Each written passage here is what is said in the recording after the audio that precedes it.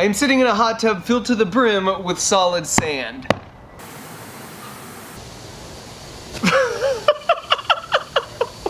This is one of the coolest things ever. If you take a tub of sand like this, and then add air in just the right way, it basically becomes a liquefied soup.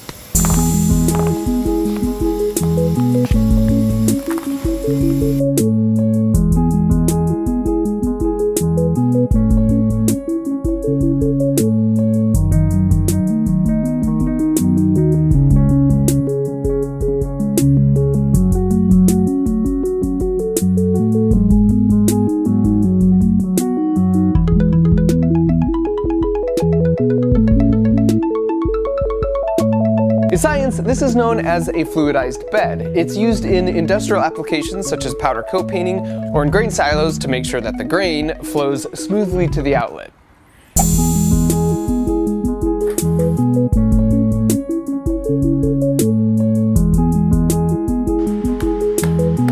With air on, the top surface is nearly frictionless. It's like an air hockey table. And then when you cut off the air, it freezes everything exactly where it's at.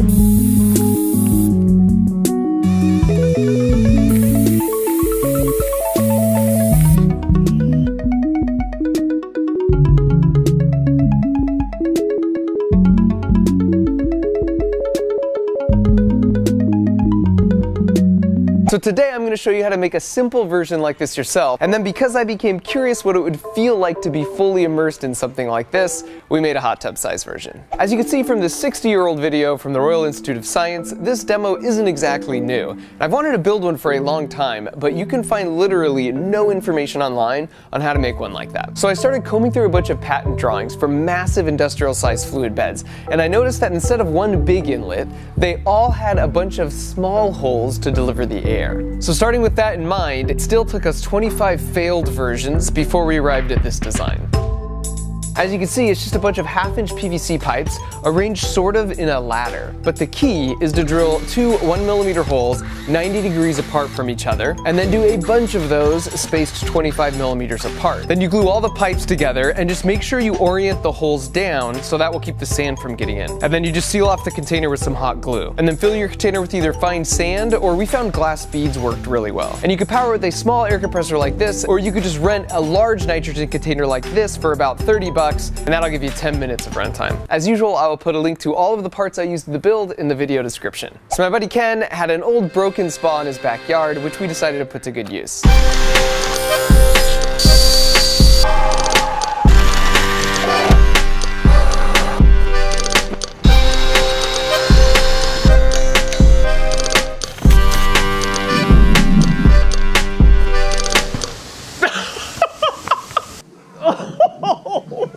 It just stops and you're like locked in place. It's like a weighted blanket on every surface of your body. Ah!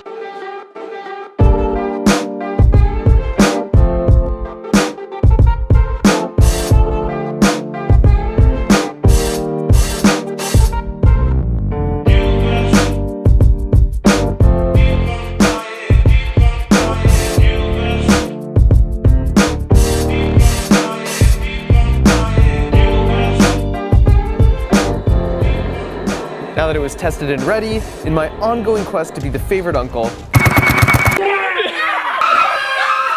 I decided to surprise my nephews with it.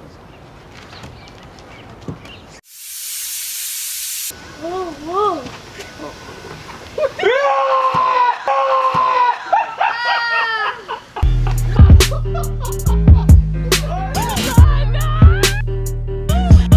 But before we get to swimming in sand, let's talk about the science behind a fluidized bed. And where we don't, click away if you think science is boring. If you're new here, you should know that my approach to science is similar to velociraptor hunting patterns. I try to bring people in with a catchy thumbnail or a cool thing to see, and then when they least expect it... Clever girl.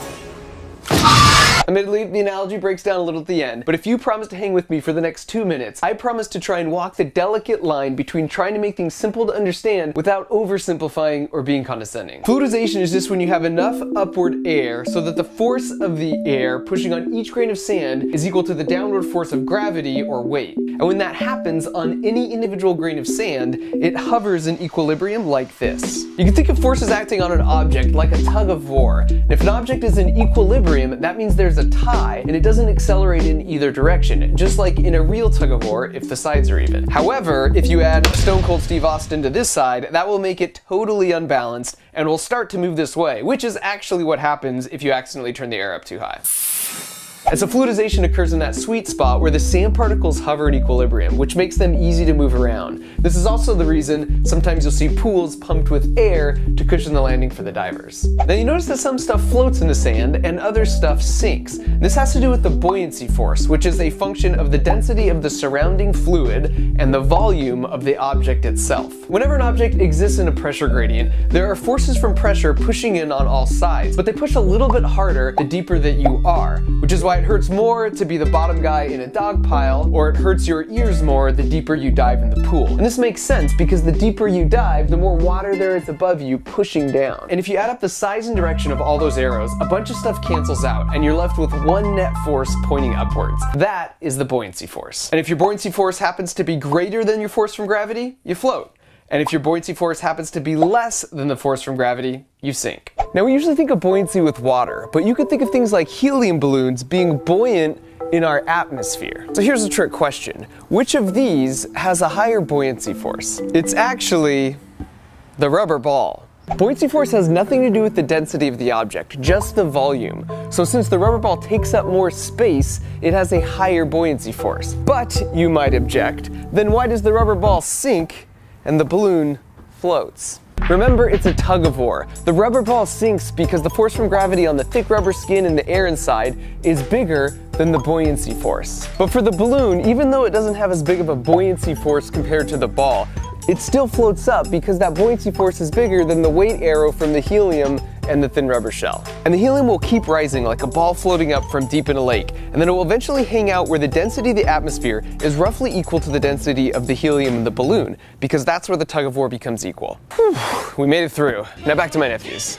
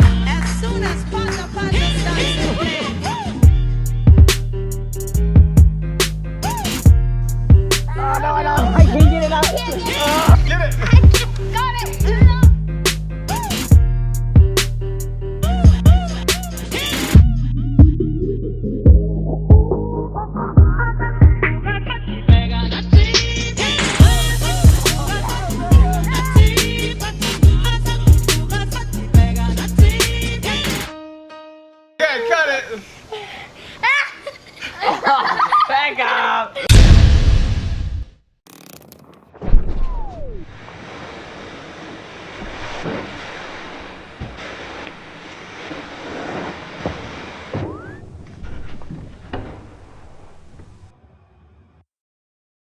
Christmas is coming, and with the help of Casper, who happened to support this video, I got your back.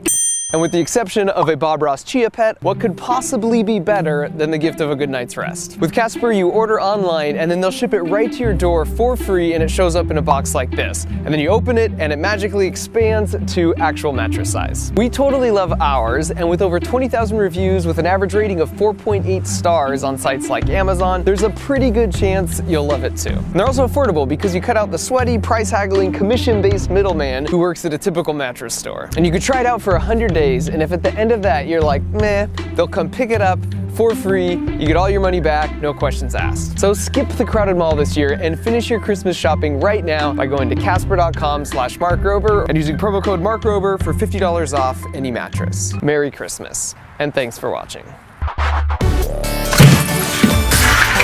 Oh!